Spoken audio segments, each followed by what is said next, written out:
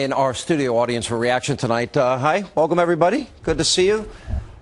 Everybody see the video of ISIS slaughtering even in front of children in the name of religion. We saw that, right? Yeah. We see ISIS on the march. We see what's happening in Iraq. We've all witnessed now the rise of radicalism in Iraq. How many of you saw in Kenya the 48 bodies stacked on top of each other? You all see that video? Okay. How many of you saw what happened? And we're now told the former Nigerian president said that it's unlikely we'll get those girls back, those schoolgirls. Everybody aware of that? All in the name of radical Islam, right? Then we've got in Afghanistan, 11 men, fingers chopped off. They dared to vote in the general election. That just happened recently. Indonesia, you heard about the report, 430 churches burned. Let me start with Carl Higbee and Jonathan Gilliam. Both of you former Navy SEALs. Both of you have fought on the ground. Are we seeing the rise of radical Islam in a way that's even worse than what we saw after 9/11, or what led up to 9/11? Absolutely. What happened in 9/11 was a buildup of a long time, but now we've gone into those countries, we've made even more people angry by fighting the war on their terms and wishy-washy policies between two presidencies. I think we're going to see an even steeper rise in violence because of it. And I think we're called radical. The reality is we should start calling it for what it is. It's not necessarily terrorism. It's not necessarily radical. It is a global movement called the Caliphate. And what you see when we go over and we fight these little skirmishes and we occupy bases and leave, we create a vacuum and we basically do the dirty work for these really, really bad people who want to go and change the face of the globe. That's what interesting General Petraeus said this week about, we can't become the Air Force for one side over the other in the Shia-Sunni battle that's been ongoing. Where we've created the vacuum, we now have to go back in and seal that vacuum. Mike Ghouse, welcome. I'm glad you're feeling better. You weren't feeling well for a while. Welcome back to the debate. It's good to have you. You like to always say when you're on the program, you are a moderate Muslim. Yes, I am. Have the voices of the Islamic community, are they loud enough to take on the radicalism that's hijacking their religion? Well, they're not loud enough. We need to gather momentum. Shows like yours have given voices to moderate Muslims like me, and it is good. And we need to gather up momentum, get more Muslims to start speaking, to let those radicals know that we don't care about them, they are very few, and there is no encouragement for them, and they shouldn't do what they're doing. But your voice, to me, is unique. I don't think, Judith Miller, you're shaking your head no. You hear a lot of moderate Muslim voices speaking out against radicalism and terrorism and the hijacking of religion, because the world I live in, I see a lot of people that are afraid they're going to be labeled an apostate, which means that they would be subject to death, right, under Islam? I think that is the problem. It is the fear that so many Muslims who are moderate, who do agree with what you're saying and what Brigitte's saying and what others are saying, the fear they have of speaking out, of the reaction of their own community, until we get and win that battle inside, and only they can win it. We're going to go on creating the impression that the Islamists, the jihadists, are the majority, and they are not. Is that right, Brigitte? Not necessarily, because if the majority are peaceful, loving Muslims, then what do they have to worry about in their own community? Look at the Muslims in the United States.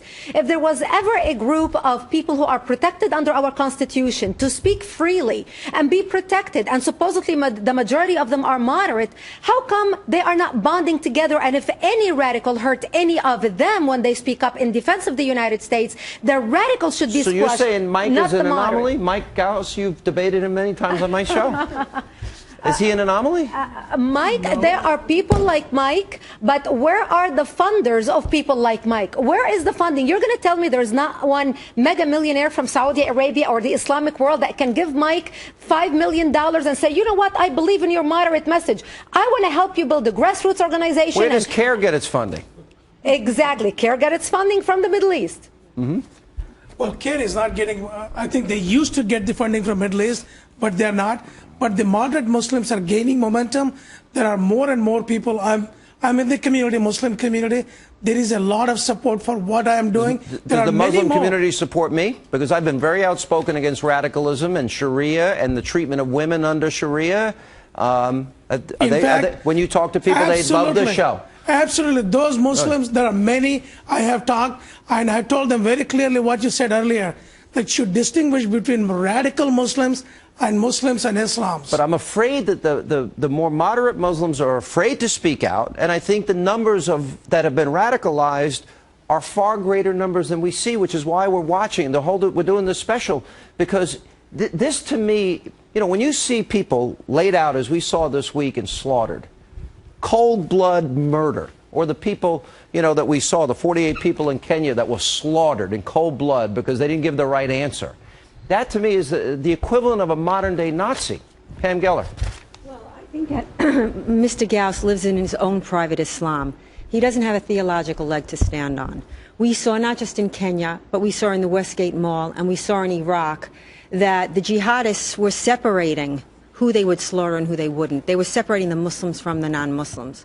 Longtime readers of my website, Atlas Shrugs, are not surprised by these developments. This was expected. Obama has been aiding a jihadist agenda. Came out yesterday under a Freedom of Information Act, the close ties that Obama had with Libya, Muslim Brotherhood, who were involved in the attack on our embassy. That's the real smoking gun. That Christopher Stevens had met with the Libyan Muslim Brotherhood in July, the same people that were involved in the Benghazi murder. The idea that there are moderates, there are moderate Muslims that secretly agree. According to so many worldwide and national polls, there are many that support jihad. Let me bring up a political question, and I'll throw it to my good friend Tamara Holder. Hi, Tamara. Hi, Sean. Because under this president, it seems very clear. He recently this week let out radicals in Afghani prisons. We know that we had the Bergdahl swap, for example. 5 of the most hardened criminals, terrorists, detainees. Why would the president do this?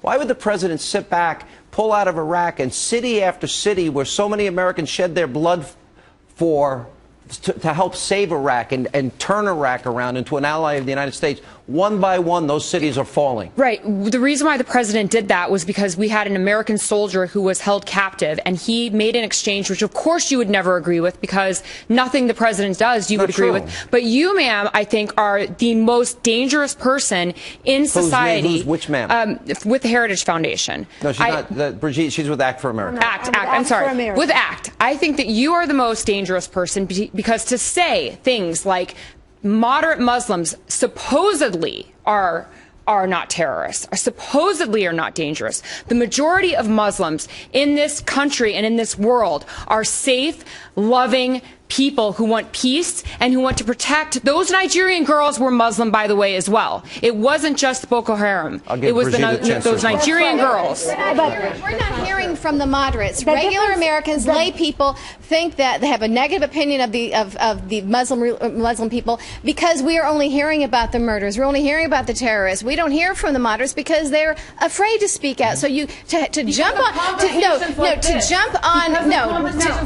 it's not because of conversations. Yes, and it shouldn't be up to us to defend moderate Muslims. They should be speaking out themselves. The difference between me and you is I am fluent in the Arabic language, and I walk into the mosques in this country and I understand what they say.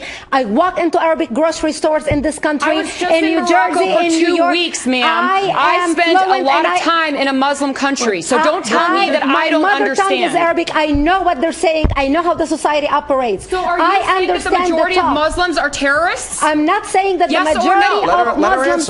I'm not saying the majority of Muslims are terrorists, and I did not say that. There are moderate Muslims. The terrorists are only 15 to 25%. That leaves no, it's not less than that. The world event shows you the facts. The facts speak louder than words. But there are 75% moderate Muslims in the world. The moderate Muslims. Is she a danger by calling out radicalism, or is it the people that would strap bombs on their own children in the name of jihad and holy war and a promise? In the promise of 72 virgins, who's more dangerous?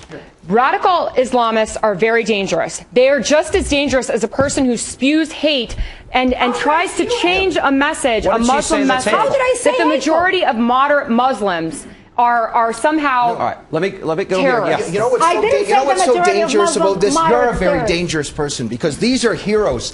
standing up for the victims of Islam. And let me tell you, I study how sociopaths behave, how psychopaths behave. We see this in the unholy alliance right now with the left and Islam. What they do is, when a vicious ideology, totalitarian ideology, attacks us and we're victims, what these people do is they make the perpetrator the victim and the victim the perpetrator. So heroes like Pamela Geller, that made a memorial grove for Aqsa Parvez, a 16-year-old Muslim girl, she stood up for the memory of a murdered, honor-killing victim and made a memorial grove for her in Jerusalem Park. And thank you that you did that, Pamela. And she's called an Islamophobe. She's called a hater. So what's happening here is these are the heroes standing up for the victims of Islam, but what we have is an unholy alliance between the left and Islam, and they're making the heroes the perpetrators. Guys, and you're dangerous. You're dangerous by shutting us up about talking the evil that we face. We got to take a break. We're going to come back. Don't go anywhere, because our audience obviously is just getting